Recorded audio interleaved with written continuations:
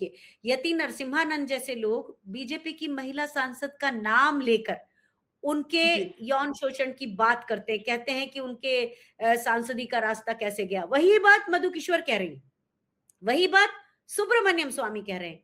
और देश में क्या हुँ। हालात है, राम रहीम जैसे आरोप सिद्ध लोगों को बार बार पेरोल पर छोड़ा जा रहा है। अमेरिका में भी इस तरह के हालात हैं कि वहां का राष्ट्रपति के ऊपर कोई भरोसा ही नहीं है किसी को। कभी कुछ हो जाता है, कभी कुछ हो जाता है, कभी ईरान से युद्ध रोकते हैं, कभी उसे आगे बढ़ाते हैं, कभी प्रधानमंत्री मोदी से बात करते हैं, कभी पाकिस्तान को पूरा शांति प्रक्रिया की बात करने को कह देते हैं। तो ऐसा ढुलमुल आदमी क्या प्रधानमंत्री नरेंद्र मोदी से किसी तरह का डील किए बैठे हैं कि अडानी और एप्स्टीन के बदले आप ये कर लो। तो मुझे बहुत जल्दी समझ में आ गया था कठुआ का, जब 8 साल की बच्ची के साथ रेप हुआ था और उसके बाद भारतीय जनता पार्टी के नेताओं ने उन लोगों को जो रेपिस्ट थे उनको माला पहना के उनका सम्मान कर दिया था। वो दिन मेरे अंदर पहली बार ये जगा कि भारतीय जनता पार्टी यौन कुंठितों की एक पार्टी है। इनको कोई फर्क नहीं पड़ता, ये मनुवादी लोग हैं।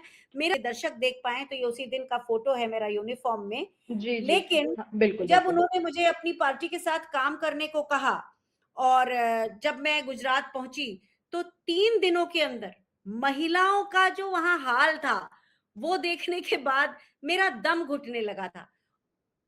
मुझे तो यही लगता है, क्योंकि पर एक बात और कहूँगी, क्योंकि मैं खुद एक भुक्तभोगी हूँ, मेरे घर से कोई राजनीति में कभी था नहीं। मैं जब जी। 2017 में एयरफोर्स छोड़ना चाहती थी, तो मैं राजनीति में ही आना चाहती थी और मैंने कांग्रेस और भारतीय जनता पार्टी दोनों को चिट्ठियाँ लिखी थी, क्योंकि विचारधारा से मेरा तब तक कोई परिचय नहीं था। तो जी। मुझे भारतीय जनता पार्टी से प्रधानमंत्री नरेंद्र मोदी ने मिलने को बुलाया था और ये उस दिन का, अगर आपके दर्शक देख पाएँ तो ये उसी दिन का फोटो है मेरा यूनिफॉर्म में। जी, जी। लेकिन हाँ, बिल्कुल, जब बिल्कुल। उन्होंने मुझे अपनी पार्टी के साथ काम करने को कहा और जब मैं गुजरात पहुंची तो 3 दिनों के अंदर महिलाओं का जो वहां हाल था वो देखने के बाद मेरा दम घुटने लगा था। और भारतीय जनता हुँ। पार्टी ने आगे चल के जब मुझे विशेष आमंत्रित सदस्य बना के पेपर में छाप दिया, तो मैंने उनको चुनौती देते हुए कि आपने मुझसे तो इस पर बात ही नहीं की थी, और मैंने उन्हें मना हुँ। कर दिया। वो भी एक खबर है, मैं आपको दिखा सकती हूँ। लेकिन बात यह है कि नरेंद्र मोदी का जो मुलम्मा चढ़ा हुआ था, जो बार-बार मार्केटिंग का एक लोगों ने सोचा था कि एक बड़ा भव्य व्यक्तित्व है, बहुत अच्छे हैं, वो समझा होगा लोगों ने। ये वो खबर है, पर ये तो हुँ, दिखेगी नहीं हुँ। आपके दर्शकों को, लेकिन मैं बिल्कुल, सिर्फ बिल्कुल। बताना प्रदेश चाहती हूँ कि टूडे का, हाँ। उन्होंने जब 2018 में मना कर दिया था, ये उस दिन की खबर है। तो मुझे बहुत जल्दी समझ में आ गया था कठुआ का, जब 8 साल की बच्ची के साथ रेप हुआ था और उसके बाद भारतीय जनता पार्टी के नेताओं ने उन लोगों को जो रेपिस्ट थे उनको माला पहना के उनका सम्मान कर दिया था। वो दिन मेरे अंदर पहली बार ये जगा कि भारतीय जनता पार्टी यौन कुंठितों की एक पार्टी है। इनको कोई फर्क नहीं पड़ता, ये मनुवादी लोग हैं। मेरा तब से जब इन पर ध्यान जाना शुरू किया, फिर मैंने काफ़ी चीज़ें देखी, समझी और फिर मुझे समझ में आया कि ये लोग देश में केवल मार्केटिंग करके देश के लोगों को काबू करने के लिए आए हैं। ये मुझे उस दिन बहुत साफ हो गया था। अगर मधु किश्वर को आज इतने सालों के बाद समझ में आ रहा है, तो मुझे लगता है कि ये हैरत की बात है। ये उनको समझ में, जी। अगर मेरे जैसे व्यक्ति को जो एपॉलिटिकल था, उसको अगर 6 महीने में ये बात समझ में आ गई थी, तो मधु किश्वर तो बहुत विचारक और उनके साथ पत्रकारिता और काफ़ी कुछ जुड़ा हुआ है। तो उनके नहीं समझ हुँ। में आया था क्या? इसलिए मुझे इस बात पे अविश्वास है कि मधु किश्वर और सुब्रमण्यम स्वामी गुड कॉप बैड कॉप वाली परिभाषा में किस खांचे में आकर बीजेपी की मदद कर रहे हैं, ये मेरे दिमाग में आता है। तो सवाल ये अब उठता है कि क्या ये ट्वीट मदद करने के लिए किया गया है, हेडलाइन डाइवर्ट करने के लिए किया गया है, ऐसा आपका कहना है? जी, कि क्योंकि इस ना एप्स्टीन फाइल का मुद्दा जी। उससे भी ज़्यादा बड़ा है। हमारे हुँ। देश का प्रधानमंत्री अमेरिका जाए, वहाँ के राष्ट्रपति से मिले, वहाँ तक ठीक है, लेकिन वो जाके अगर एप्स्टीन से सलाह ले लेता है और हुँ। कौन जानता है, अभी तो अमेरिका में भी इस तरह के हालात हैं कि वहाँ का राष्ट्रपति के ऊपर कोई भरोसा ही नहीं है किसी को। कभी कुछ हो जाता है, कभी कुछ हो जाता है, कभी ईरान से युद्ध रोकते हैं, कभी उसे आगे बढ़ाते हैं, कभी प्रधानमंत्री मोदी से बात करते हैं, कभी पाकिस्तान को पूरा शांति प्रक्रिया की बात करने को कह देते हैं। तो ऐसा ढुलमुल आदमी क्या प्रधानमंत्री नरेंद्र मोदी से किसी तरह का डील किए बैठे हैं कि अडानी और एप्स्टीन के बदले आप ये कर लो। तो ये भी तो जी। अभी खुलासा नहीं हुआ है। काफी कुछ हमें मिड टर्म रेफरेंडम जब होगा ट्रंप का, तब समझ में आएगा। और अगर वहां पे कोई फोटोग्राफ्स, कोई और चीजें हैं जो हमारे भारत के बीजेपी के नेताओं से जुड़ी हुई हैं, वो भी सामने आना चाहिए। तो ये सब सामने आएगा तभी किसी चीज की पुष्टि हो सकती है। इस समय हालात सभी के लिए भ्रम वाले हैं, इसलिए मुझे मधु किश्वर का इस समय निकल के आना मुझे थोड़ा अजीब लग रहा है। अनमा जी, एक सवाल ये है कि सब कह रहे हैं कि एप्स्टीन मतलब डायरेक्ट उस ट्वीट में मेंशन नहीं किया गया है, मधु पूर्णिमा जी के ट्वीट में, मगर ये बात कहा गया है कि इस तरह के नेताओं को ब्लैकमेलिंग मतलब इजीली किया जा सकता है। और विपक्ष की तरफ से भी यही कहा गया है कि लगातार कि एप्स्टीन फाइल को लेकर के प्रधानमंत्री समझौता कर चुके हैं। तो क्या लगता है कि ये है, हकीकत है, क्या हो सकता है इसकी वजह?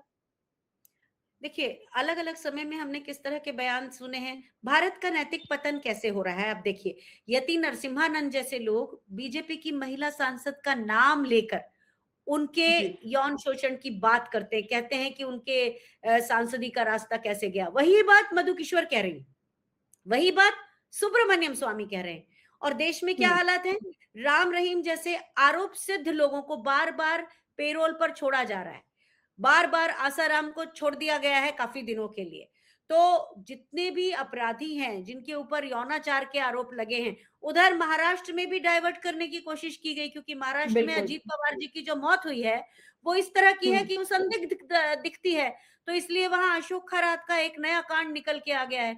तो बीजेपी के पास अलग अलग आप देखेंगी तो उनके पैटर्न है कि कब कौन सा हम्म। मुद्दा निकलेगा, कब कहां पर कौन सी चीज होगी। और मुझे तो पुलवामा और पहलगाम भी इसी के एक कड़ी नजर आते हैं कि कब क्या हम्म। होगा उसमें। ये कहीं भी कुछ भी हो सकता है। इसलिए ये जो मधु किश्वर का ट्वीट है, इसके ऊपर मैं उस तरह से ध्यान नहीं दे रही हूँ कि मधु किश्वर का हृदय परिवर्तन हो गया, ये नहीं लग रहा है। ये लग रहा है कि ये कोई दूसरा एंगल बनाने की कोशिश है। मेडिएटर को लेकर के कल एस जयशंकर विदेश मंत्री जो है उनका बयान आया है कि हम दलाल नहीं हैं, हम दलाल राष्ट्र नहीं हैं। इसको लेकर के काफी चर्चा चल रही है कि जब रूस यूक्रेन का युद्ध रुकवाने की बात हुई थी तब ये शब्द कहाँ चले गए थे? देखिए, एस जयशंकर एक अयोग्य और यूएपीए के अंदर बुक कर दिए जाने वाले विदेश मंत्री हैं।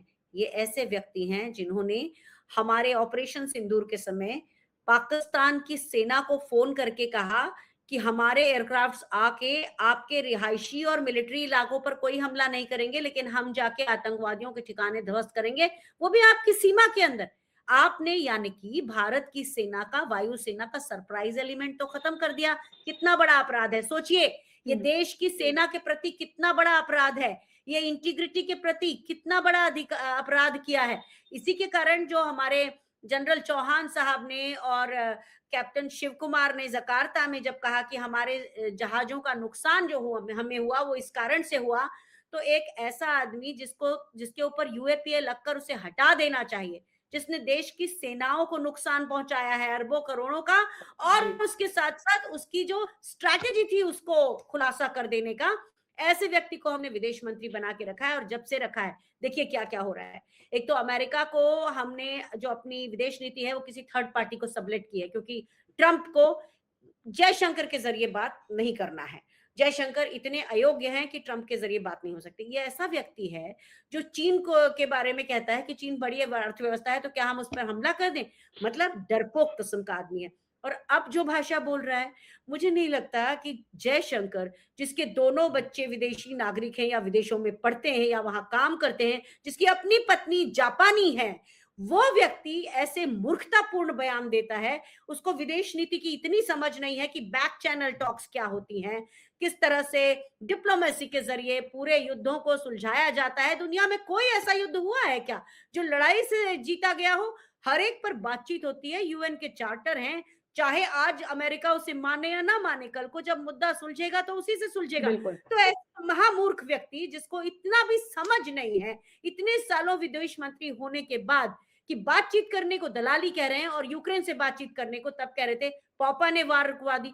तो ऐसा व्यक्ति किसी तरह से, ये व्यक्ति नाकाबिले एतबार है इसके ऊपर। और मुझे लगता है एक तरह से जयशंकर इतना सब होने के बाद, विदेश सेवा में इतना समय होने के बाद भी मीडियोकर, एक औसत आदमी से ज्यादा कुछ नहीं बन सके। सिर्फ एक ड्रामा के एक्टर लगते हैं वो मुझको।